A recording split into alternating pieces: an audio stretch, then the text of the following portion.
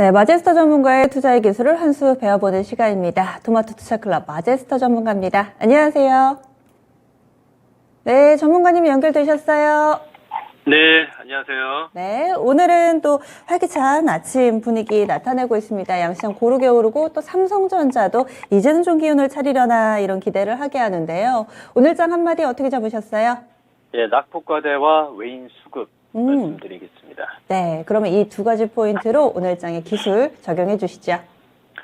자, 오늘 우리 국내 시장에 이제 반등 흐름이 좀 이어지고 있고요. 제가 지난주 이제 목요일부터 말씀을 좀 드렸던 이제 외인들의 이제 수급 동향을 좀 체크하자 말씀을 좀 드렸습니다. 그래서 오늘 보면 선물 쪽에서 강한 매수는 아니지만 매수가 유입되고 있고요. 그리고 선물 쪽에서도 오늘 어제 이어서 이제 매수가 유입되는데 지금 보는 그림이 이제 미국의 소비자 물가 지수죠. CPI 지수인데 지금 시장에서 우려하는 부분들이 이제 5월 달에 FOMC예요. FOMC가 이제 3일에서 4일에 좀 진행이 되는데 지금 보게 되면 소비자 물가 지수가 미국에서 8.5%로 지금 일단 지난번에 이제 발표를 한 상황이죠. 그러면 중요한 건 금리 인상, 그러니까 지금 고인플레로 인해서 시장에 지금 발목이 잡혀 있단 말이에요. 미국도 실적 발표를 하는 기업들이 이제 서프라이즈를 기록하는 상황임에도 불구하고 앞으로 향후 이제 소비 둔화에 대한 우려감이 있어서 지금 시장이 위쪽이냐 아래쪽이냐 지금 방향성을 모색하고 있는 상황이 좀 진행이 되고 있습니다. 근데 제가 판단했을 때는 일단은 우리 국내 시장에서 일단 먼저 가는 종목 섹터와 그리고 바닥에서 오늘 주제가 이제 낙폭과대 이제 포인트인데 자, 먼저 첫 번째 우리 국내 시장의 수급을 체크를 하면 선물 지수가 지난 1월 달에 저점, 3월 달에 저점, 그리고 어제 오늘의 저점. 그러니까 즉 3중 바닥에 큰 바닥을 만들고 있습니다. 선물 지수가. 그러면 자, 수급 주체는 외인들의 매수가 유입되어 줘야지만 시장에 반등이 상승이 나타난다는 걸 우리가 이제 1차적으로 좀 확인을 했고요. 그러면 자, 원달러 환율을 보게 되면 오늘도 약세. 그러니까 1234원에 약세 기조를 나타내고 있다. 그러면 이건 신흥국에서 외인들이 지금 고민을 하는 거예요. 원화 약세가 더 진행이 될 수 있는 자리가 좀 나타나게 되면 외인들의 환차 손까지도 우려해야 되기 때문에 현물 쪽에서 현물 쪽에서 공격적으로 매수가 유입되지 않는 상황이 좀 보여지는 구간이 지금도 보여지고 있는데 오늘 다행히 조금의 매수가 유입되니까 시장 자체가 좀 살아나는 이런 모습들도 나타나고 있고요. 그리고 자 거래소 쪽에서 우리가 체크를 좀 해보게 되면 2715포인트에서 이제 바닥권에서 탈피하는 모습들, 즉, 지금 61선을 이제 돌파하는 모습들이 좀 보이고 있어요. 근데 먼저 가는, 업종들을 우리가 확인을 해보게 되면, 자, 지금 보게 되면요. 자, 자동차 업종이에요. 자동차 업종들은 먼저, 제가 3월 15일에 바닥을 찍고, N자형의 큰 바닥, 그러니까 3파동이 진행이 되고 있거든요.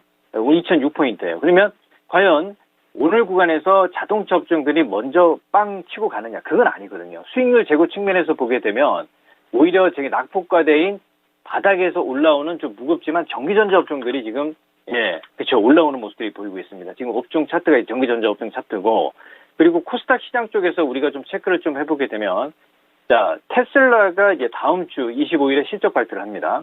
근데 코스닥 쪽에서 보게 되면 오늘 이제 925포인트 선 이렇게 좀 진행이 되고 있죠. 근데 이제 먼저 가는 섹터를 보게 되면 제가 이제 주목하자고 말씀을 좀 드렸던 게 에코프로비엠이 그죠? 가장 지금 강하게 올라오고 있습니다. 오늘도 지금 2.6% 그러니까 이 정배열 구간에서 이제 정고점까지 올라오는 모습들이 지금 보이고 있어요. 우리 시청자 여러분들. 그리고 자, 두 번째 종목이 또 LNF도 말씀을 좀 드렸죠. LNF도 정고점까지 넘어가는 모습이 나타나는데, 자, 1등주, 2등주만 하자고 말씀을 좀 드렸어요. 3등주로 올라왔던 선보 같은 경우는 지금 오히려 이제 빠지고 있는 상황이 좀 진행이 되고 있죠. 그러면 선보를 가지고 있는 투자자들 같은 경우는 여기서 이제 매도를 해야 되느냐? 지금 구간에서는 매도가 아니에요.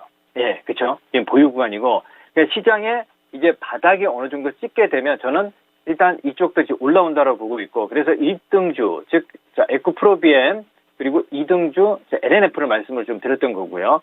그리고 낙폭과대를 보게 되면 자 지금 현재 보게 되면 코스닥에서 먼저 말씀을 좀 드릴게요. 원익 IPS가 오늘 6% 이상의 강한 상승이 좀 이어지고 있죠.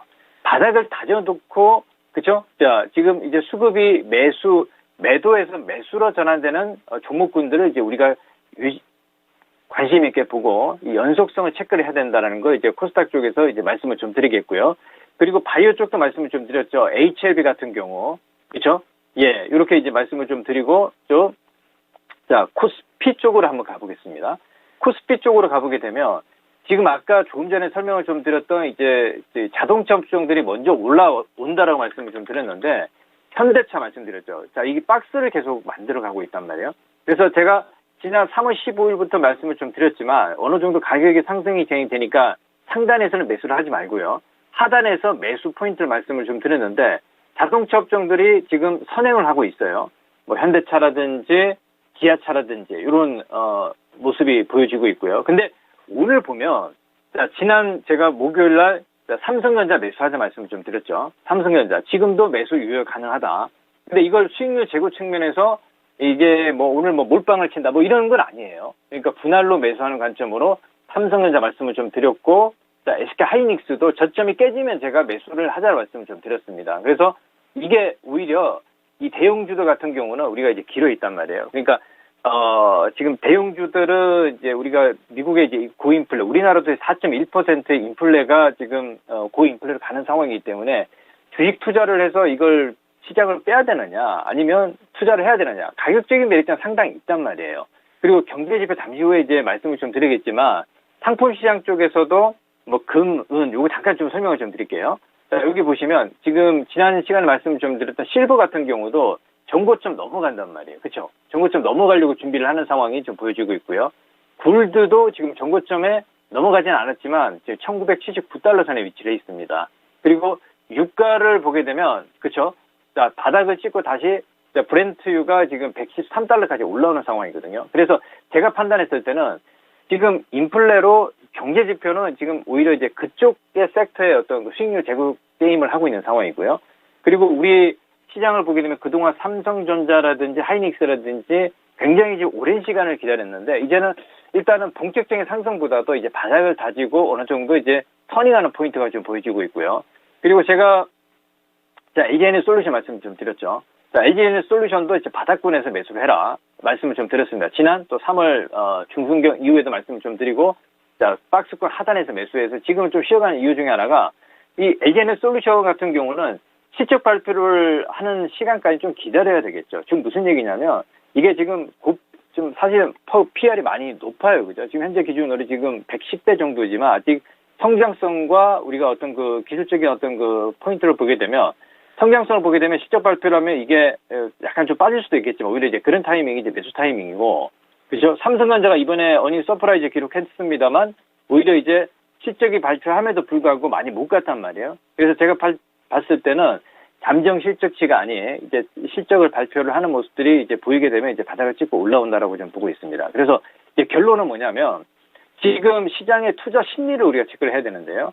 자, 선물 쪽에서 투자 심리를 보게 되면 이제 큰 바닥을 다지고 있기 때문에 이제 안정권에 진입을 했다. 이렇게 좀 보고 있습니다. 물론 뭐 어제 3,800억 매수에 오늘 지금 1,500억 매수이기 때문에 공격적인 매수는 아니지만 남들과 똑같이 그러니까 즉 5월 3일, 4일에 FOMC가 발표를 하고 금리 인상과 우리가 QT, 그 양적 긴축을 하는 것까지 보게 되면 오히려 좀 늦을 수가 있는 거예요.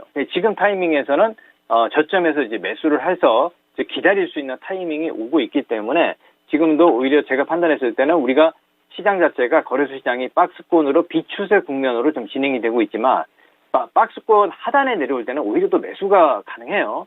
그래서 지금 오늘 2,712포인트로 진행이 되고 있는 상황, 즉 60일선을 이제 돌파하는 시점인데 대형주 중에서 그죠? 박스권 하단에서 오히려 이제 올라오는 모습들, 양봉의 매수를 하는 게 아니고요. 예를 들어 삼성전자 같은 경우도 이게 오늘 양봉의 매수하면 안 되겠죠, 그죠? 약간 음봉의 분할 매수 관점으로 대응하는 전략, 그리고 하이닉스도 분할 매수 관점으로 대응하는 전략, 그리고 낙폭과대, 그렇죠? LG에너지 솔루션과 현대차 같은 경우는 비추세 국면으로 지금 횡보하는 국면이 좀 보여지고 있기 때문에 빠지면 매수. 그리고 LG화학도 지금 내려와 있죠, 그죠? 내려와 있기 때문에 오히려 이제 저점까지 50만 원 이하가 내려오게 되면 이제 분할 매수 관점으로 충분히 이제 저점 매수 가능하다 이렇게 말씀을 좀 드리겠습니다. 네, 알겠습니다. 아마 많은 도움 되셨을 거예요. 오늘 말씀 고맙습니다. 네, 감사합니다. 네.